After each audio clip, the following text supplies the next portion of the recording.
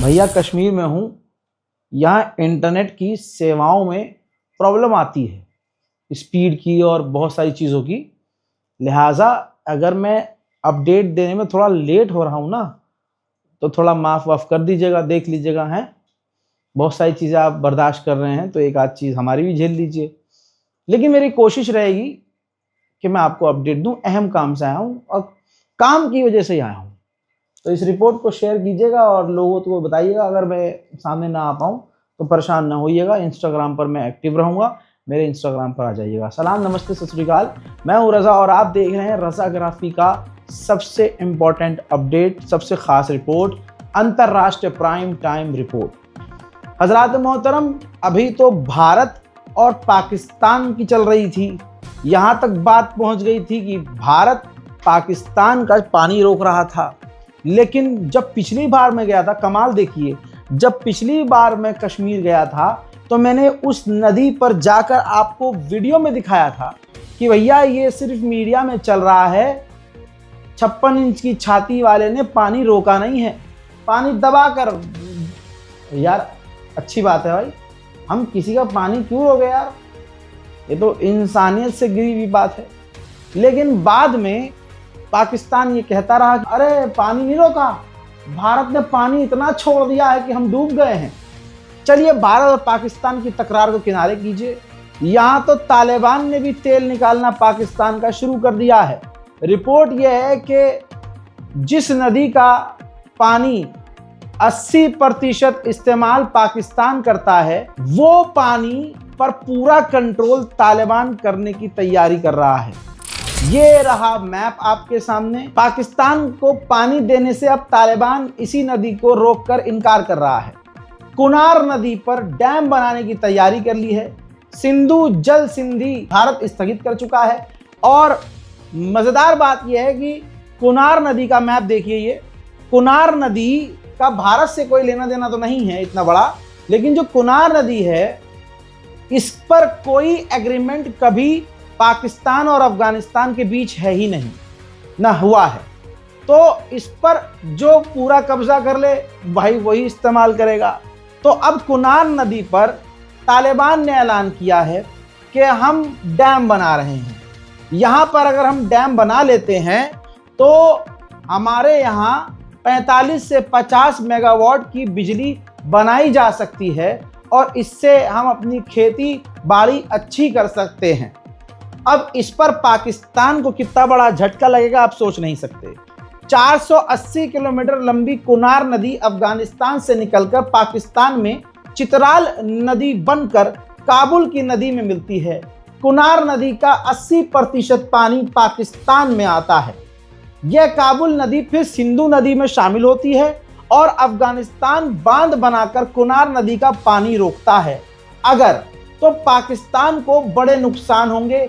इसका सीधा असर खैबर पख्तून पर पड़ेगा। इसके बाजौर मोहम्मद जैसे इलाके में खेती पूरी तरह से इसी नदी पर निर्भर है। पाकिस्तान में अगर ये पानी पहुंचना कम होता है तो सिंचाई बंद हो जाएगी, पाकिस्तान की फसल बर्बाद होगी।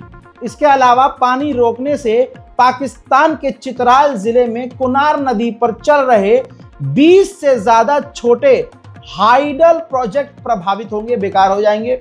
ये प्रोजेक्ट रन ऑफ रिवर हैं, यानी ये जो बिजली यहाँ पाकिस्तान इस नदी के जरिए बना रहा है तो वो सिर्फ पानी से बना रहा है, उसके अंदर और इलेक्ट्रॉनिक टेक्नोलॉजी का इस्तेमाल नहीं किया गया है।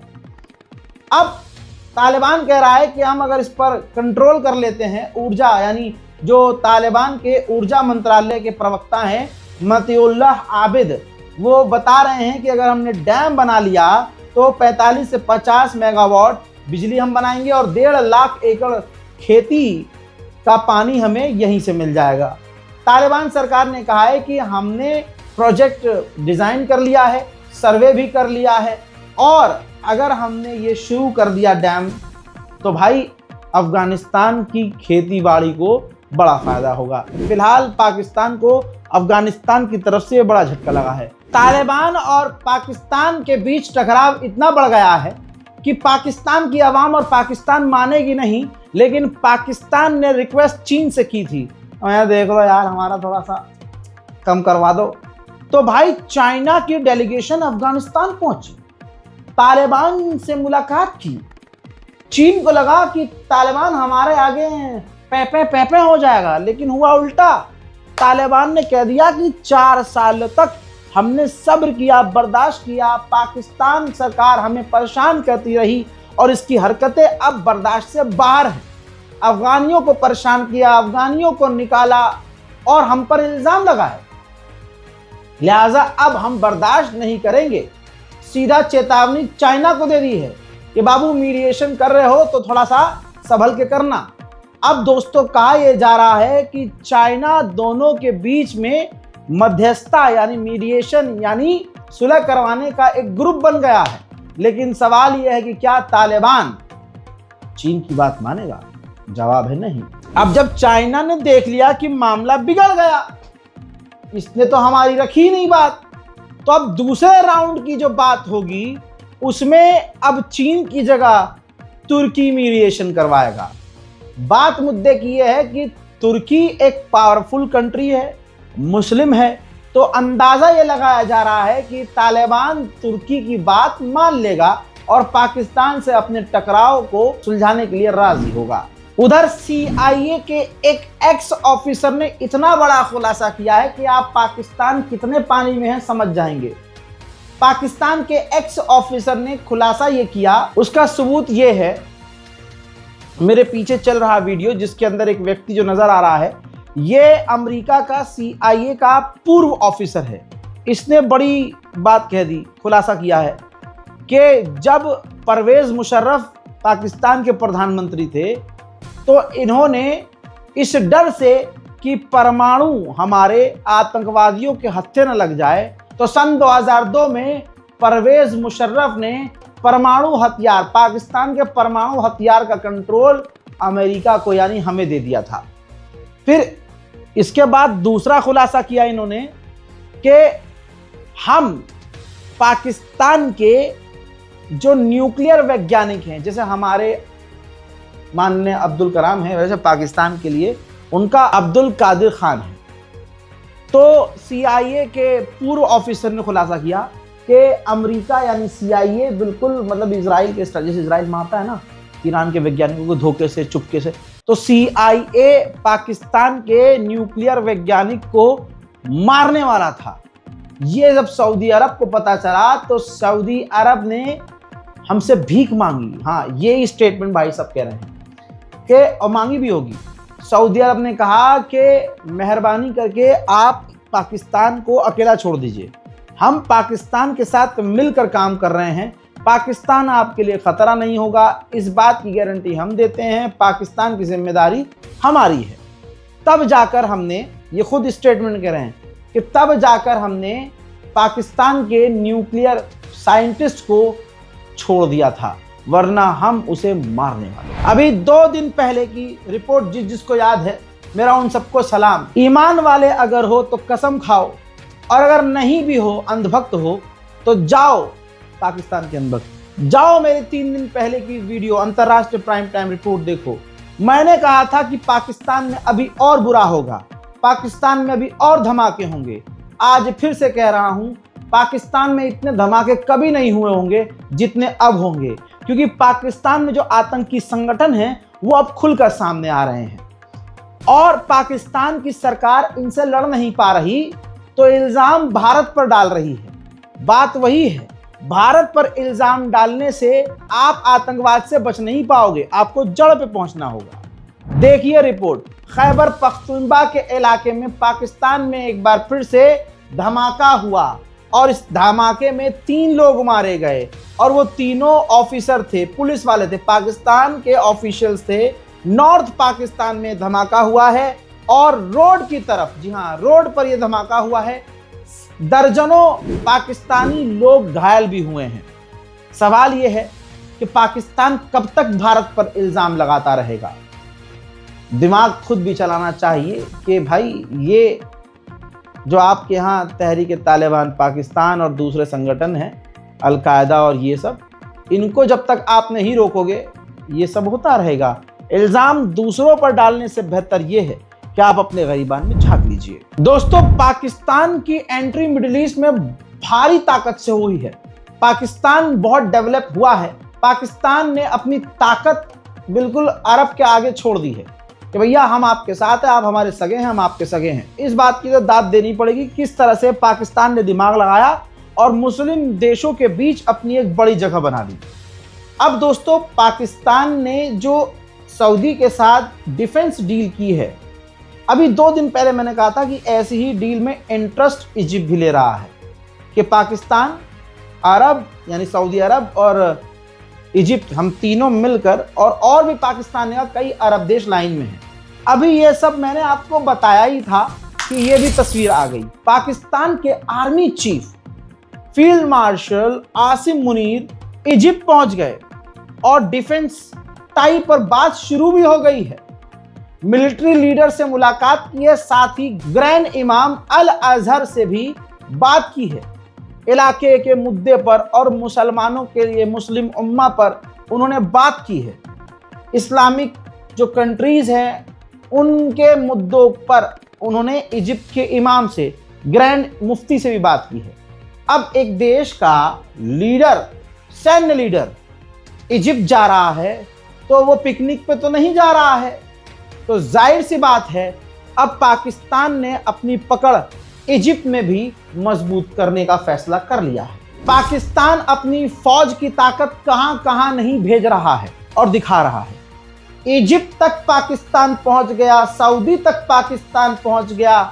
हमारे पड़ोस में आ जाइए बांग्लादेश। बांग्लादेश में पाकिस्तान का सीनियर कमांडर जनरल पहुंचा है, तो वो लूडो तो खेलने गया नहीं होगा। आपको पता है अच्छे से कि इधर से बांग्लादेश, उधर ऊपर चाइना, इधर पाकिस्तान और इधर चले जाइए तो तुर्की, सब गठबंधन करके भारत के खिलाफ खतरनाक तैयारी में है। तो वहीं खिलाड़ी तो निकला है चाइना। चाइना ने जब देखा कि अमेरिका को रेयर अर्थ मिनरल्स की जरूरत है, तो चाइना ने अपने रेयर अर्थ मिनरल को लिमिटेड कर दिया, एक्सपोर्ट करना बंद कर दिया और अपने साथी देशों से कह दिया कि देखो हम जो तुम्हें रेयर अर्थ मिनरल देते हैं ना, ये अमेरिका नहीं जाना चाहिए, रीसेल मत करना इसे। उधर 3 दिन पहले की रिपोर्ट में, और मैंने कल भी बताया था कि रिपोर्ट थी ये कि अमेरिका कुछ ही समय में बिल्कुल बेकार होने वाला है, हथियार बनाने में उसे दिक्कत होगी, परेशानी होगी और डिफेंस इंडस्ट्री उसकी काफ़ी कमज़ोर हो जाएगी, क्योंकि हथियार बनाने में उसको रेयर अर्थ मिनरल्स की ज़रूरत होती है, केमिकल्स की ज़रूरत, और वो सबसे ज़्यादा रेयर अर्थ मिनरल केमिकल्स चीन देता था। अब चाइना ने रोक दिया। कहानी यहाँ नहीं रुकी। चाइना की 700 से ज़्यादा दवाइयाँ अमेरिका पहुँचती थी और यूरोप जाती थी, तो चाइना ने खेल ये किया कि तुम हम पे पाबंदी लगाओगे, ठीक है। उसने 700 से ज़्यादा दवाइयों को भी लिमिटेड कर दिया, अमेरिका और यूरोप में एक्सपोर्ट करना बंद कर दिया, जिसकी वजह से अमेरिका और यूरोप में टेंशन और बढ़ गई है और उनको एहसास हो रहा है कि इस सफ़ेद सुअर ने मजे मजे में पूरे यूरोप को खतरे में डाल दिया है। भाई साहब, बहुत कम होता है जब मुझे बीजेपी के कोई ऑफिसर हो, बीजेपी का कोई नेता हो, उसकी कोई बात मुझे पसंद आ जाए। भाई, ट्रेड मिनिस्टर हैं हमारे पीयूष गोयल। पीयूष गोयल ने अमेरिकी अधिकारी और बरतानिया और विदेशी अधिकारियों से राउंड टेबल की मीटिंग, ये रही आपके सामने, राउंड टेबल की मीटिंग के दौरान भाई साहब क्या दहाड़ मारी है। इन्होंने कह दिया कि सुनिए, भारत किसी भी तरह से दबाव में आकर जल्दबाजी में कोई फैसला नहीं करेगा, और ऐसे में तो बिल्कुल नहीं जब सर पर हमारे बंदूक टिकाई हो। यह सीधा सीधा अमेरिका को मोदी सरकार के इस मिनिस्टर ने, पीयूष गोयल ने, बढ़िया लेवल पर रेल दिया है। कह दिया सुनिए, जबरदस्ती, जल्दबाजी और कनपट्टी पर बंदूक लगाकर हमसे जो आप मनवाना चाहते हो, हम नहीं मानेंगे। हम और हमारी जनता को जहां से फायदा होगा हम वहां से काम करेंगे, वहां डील करेंगे और वहां से तेल खरीदेंगे। है ना कमाल की बात? तारीफ तो आज बनती है।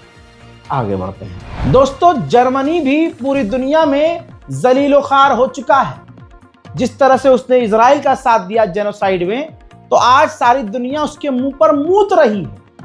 आप सोचिए, जर्मनी के अखबार में, सबसे बड़े अखबार में फ्रंट पर अगर लिखा जाए कि जर्मनी के विदेश मंत्री से चाइना में कोई मिलना नहीं चाहता, कितना बड़ा अपमान है। छप गया है, ये देखिए, छपा ये है कि चाइना का इनका दौरा था, जर्मनी के विदेश मंत्री चाइना जाने वाले थे, उन्होंने चाइना जाना खुद रद्द कर दिया क्योंकि चाइना के किसी अधिकारी ने उनसे इंटरेस्ट नहीं लिया मिलने के लिए, तो उनको अपना दौरा रद्द करना पड़ा। और ये खबर जर्मनी के टॉप अखबार में फ्रंट पेज पर छप गई। हजरात मोहतरम भैया, इधर तानाशाह मानने किम जोंग उंग पुंग सुंग लुंग बढ़िया तरीके से बजा रहे हैं भाई। अमेरिका के आगे ये आदमी रुक ही नहीं रहा है भाई।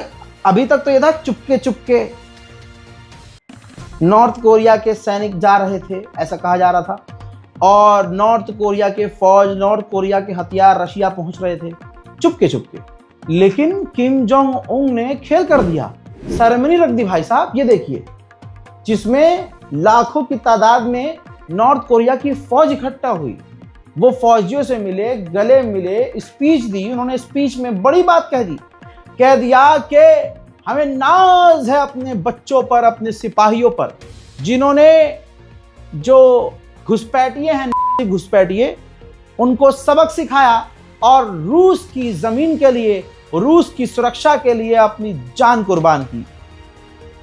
यानी एक तरह से ऐलान कर दिया, मान लिया कि हाँ, नॉर्थ कोरिया खुल्लम खुल्ला मैदान में रूस के साथ है। भाई, दुखती रग पर हाथ कनाडा ने अमेरिका के रख दिया। बिलबिला गया डोनाल्ड ट्रंप। कनाडा ने खेल क्या खेला, आपको पता है ना डोनाल्ड ट्रंप की नीति क्या है? दूसरे पर बैन लगाओ, ब्लैक लिस्ट करो, उस पर ट्रेड बैन लगा दो, उस पर अंधा टैरिफ लगा दो, उसको मार्केट में आने से रोक दो। तो डोनाल्ड ट्रंप की ये सिर्फ नीति है। इससे पहले जितने राष्ट्रपति आए, किसी ने ऐसे किसी देश के साथ नहीं किया। खासकर 90s का जो दौर था, उस दौरान जो अमेरिका के राष्ट्रपति थे, उन्होंने कभी ऐसा नहीं किया, बल्कि उन्होंने ये भी बोला, जो 90s के 1990 दशक के जो राष्ट्रपति थे अमेरिका के, उन्होंने कहा कि ट्रेड फेयर होना चाहिए, ईमानदारी से होना चाहिए, किसी को ब्लैकलिस्ट नहीं करना चाहिए, बैन नहीं लगाना चाहिए, टैरिफ उस पर नहीं लगाना चाहिए, उसको टैरिफ के तरह दबाना नहीं चाहिए, टैक्स ज़्यादा नहीं वसूलना चाहिए। यानी आज जो डोनाल्ड ट्रंप अमेरिका के राष्ट्रपति हैं, उनकी नीतियों को एक तरह से पुराने अमेरिकी राष्ट्रपति खंडन कर चुके हैं पहले ही। तो उस वीडियो को एड की तरह कनाडा ने इस्तेमाल कर लिया कि ये देखो जी, डोनाल्ड ट्रंप क्या कह रहे हैं और पूर्व राष्ट्रपति अमेरिका क्या कहता था, ये आदमी कितना सही है और आज का राष्ट्रपति क्या कर रहा है। इस तरह का एड बनाया और भाई इसमें 634 करोड़ रुपए इस एड को बनाने में लगे कनाडा को। अब जब ये एड डोनाल्ड ट्रंप ने देखी, वो भाई इतना आग बबूला हुआ, इतना आग बबूला हुआ। ये है वो वीडियो। पहले ये 90s के अमेरिका के राष्ट्रपति हैं, जो एक वीडियो में साफ कह रहे हैं, जो मैं कॉपीराइट के चलते हुए नहीं लगाऊंगा, वैसे भी इस पर बवाल चल रहा है, कि भैया वही ट्रंप की नीति का पहले से ही विरोध कर रहे हैं और अमेरिका को बिल्कुल फेयर रहना चाहिए, वो जो मैंने भी बताया। तो ये वीडियो ऐड के लिए इस्तेमाल कर लिया कनाडा ने, और डोनाल्ड ट्रंप ने जब ऐड देखी भड़क गए। फिर उसके बाद खबर ये आई, कनाडा का ऐड देखकर ट्रंप नाराज, ट्रेड डील रद्द कर दी, विज्ञापन बनाने में 634 करोड़ लगे। इसमें टैरिफ के खिलाफ बोल रहे थे पूर्व अमेरिकी राष्ट्रपति। हजरात मोहतरम, जब ट्रंप ने देखा तो ट्वीट किया, ये रहा उनका सोशल मीडिया का पोस्ट।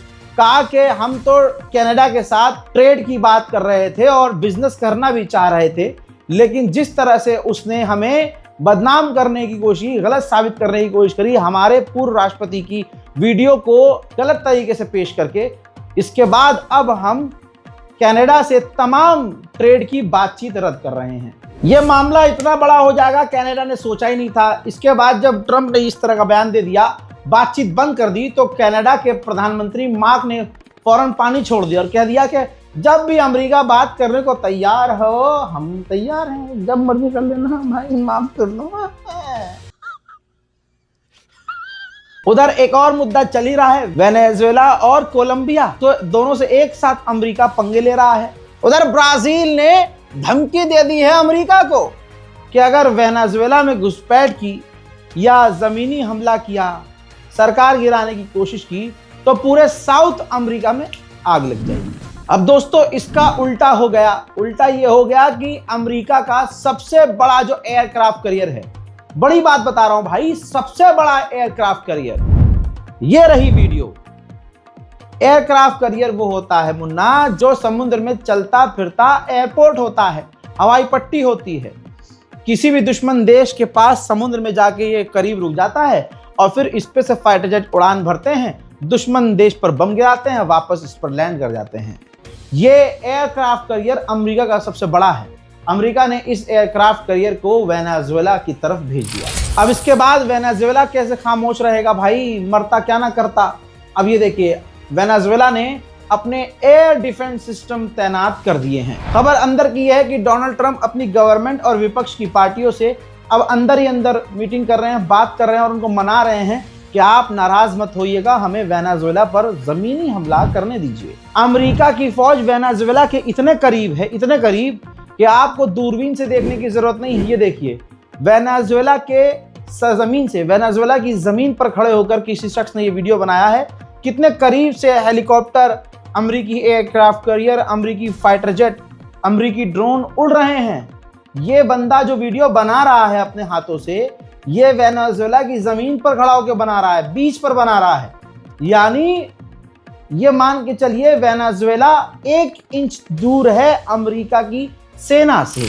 तानाशाही की इंतहा दिखाते हुए डोनाल्ड ट्रंप ने कोलंबिया के राष्ट्रपति की पत्नी और उनके पूरे परिवार को ब्लैक लिस्ट कर दिया है। कोलंबिया के राष्ट्रपति ने इसके बाद ट्वीट किया, कहा कि मैं ऐसे हार नहीं मानूंगा, अमेरिका में मेरे जो लॉयर हैं वो मेरा बचाव करेंगे और मेरी तरफ से जवाब देंगे। उधर CNN ने भी कंफर्म कर दिया है कि डोनाल्ड ट्रंप तैयारी कर रहे हैं, वो वॉर रूम में हैं और प्लान ये कर रहे हैं कि वेनेजुएला के अंदर जो उनके हिसाब से जो कोकीन साइट्स हैं, जहां ड्रग्स हैं, जहां ड्रग तस्कर रहते हैं, ट्रैफिक कंट्रोल सेंटर और कई अहम जगह, वहां पर हवाई हमला किया जाए और सेना को वेनेजुएला में घुसा दिया जाए। अमेरिका पूरी तरह से मतलब जुल्म कर रहा है। अब ये देखिए, एक और बोट को अमेरिका ने उड़ा दिया है, ट्रंप ने मरवा दिया है, जिसमें 6 आम लोग मारे गए हैं।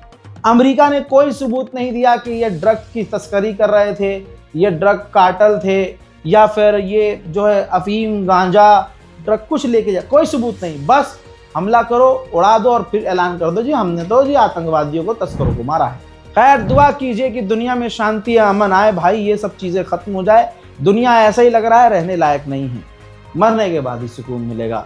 हजरात, इस रिपोर्ट को शेयर कीजिए। फिलहाल के इस अंतर्राष्ट्रीय प्राइम टाइम रिपोर्ट में इतना ही। अपनी राय कमेंट में लिखिए, वीडियो को शेयर कीजिए। जय हिंद।